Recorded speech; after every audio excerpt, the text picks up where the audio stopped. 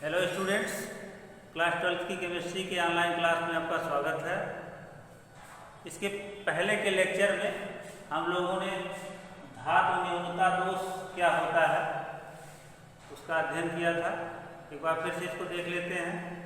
धातु न्यूनता दोष क्या होता है और यह आयनिक यौगिकों के क्रिस्टल में किन कारणों से उत्पन्न होता है, तो उसको यहाँ एक बार और समझते हैं कि धातु न्यूनता दोष क्या होता है कि आयनिक यौगिक के क्रिस्टल जालक में से जब कोई धातु आयन क्रिस्टल जालक को छोड़कर बाहर चला जाता है तो वहाँ पर धातु आयनों की न्यूनता हो जाती, कमी हो जाती है, जिसके कारण क्रिस्टल जालक में एक दोष उत्पन्न हो जाता है। इसी दोष को धातु न्यूनता दोष कहा जाता है। तो क्रिस्टल जालक में धातु न्यूनता दोष दो प्रकार से होता है।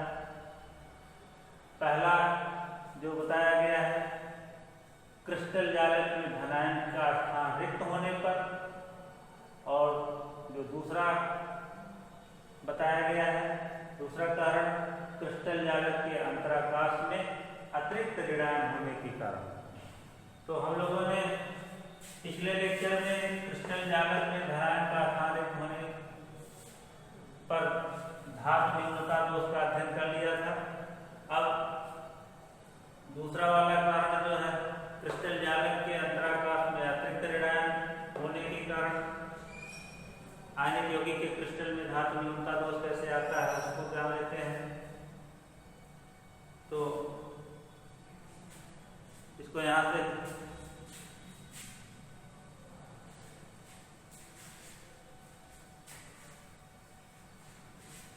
चलिए इसको समझिए।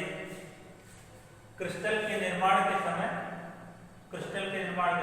किस टाइप का क्रिस्टल, आयनिक यौगिक के क्रिस्टल के निर्माण के समय जालक के अंतराकाश में अतिरिक्त ऋणायन अपना स्थान बना लेता है। यानी आयनिक यौगिक के क्रिस्टल के निर्माण के समय जब जालक का निर्माण हो रहा होता है तो उसी जालक के अंतराकाश में जब कोई अतिरिक्त ऋणायन अपना स्थान बना लेता है तब यहाँ पर धातु आयनों की कमी हो जाती है।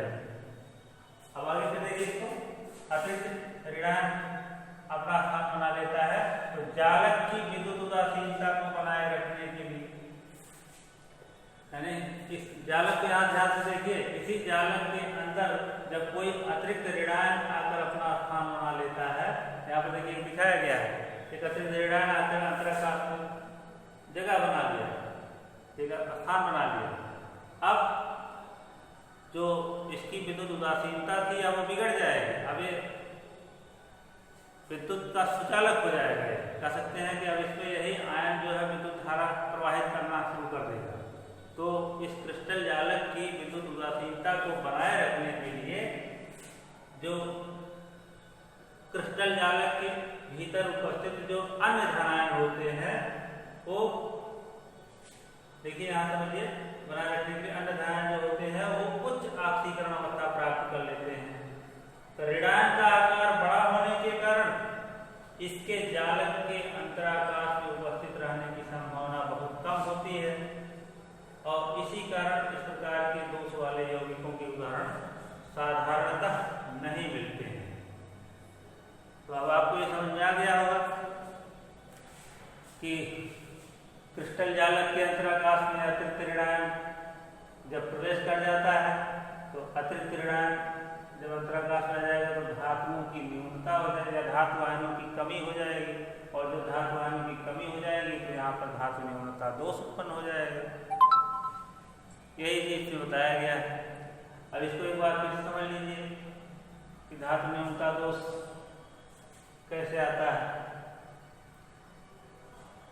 कि जब आयनिक यौगिक के क्रिस्टल का निर्माण हो रहा होता है उसी समय जालक के अंतराकाश में कोई अतिरिक्त ऋणायन जब स्थान बना लेता है तो स्थान बना लेने पर जो है स्थान बना लेता है तो जालक की जो विद्युत उदासीनता होती है वो बिगड़ जाती है और यह विद्युत का सुचालक हो जाता है।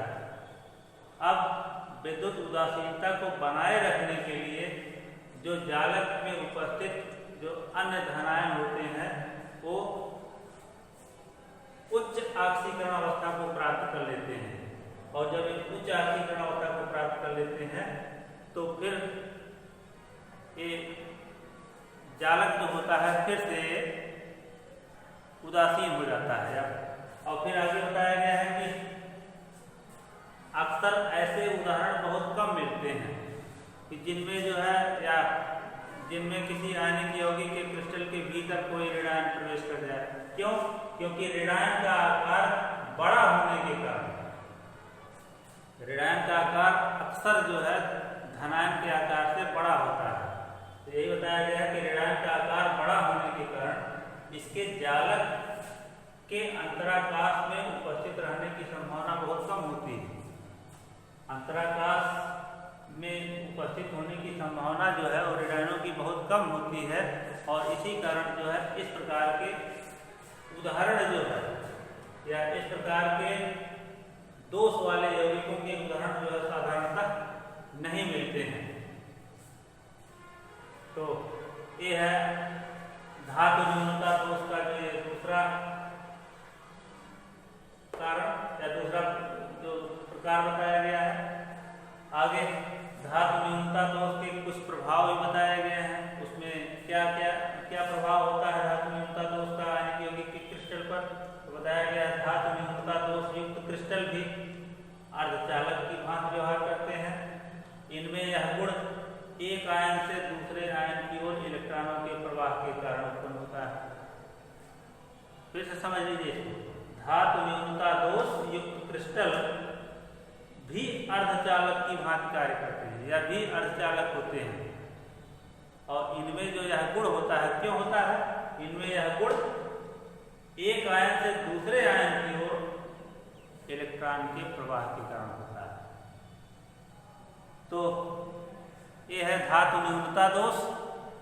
इसको जैसा कि नाम से ही स्पष्ट है कि जब किसी आयनिक यौगिक के क्रिस्टल में धातु आयनों की कमी हो जाती है तो वहाँ पर धातु न्यूनता दोष उत्पन्न हो जाता है। इसी नाम से ही आप जान लेंगे कि धातु न्यूनता दोष क्या होता है।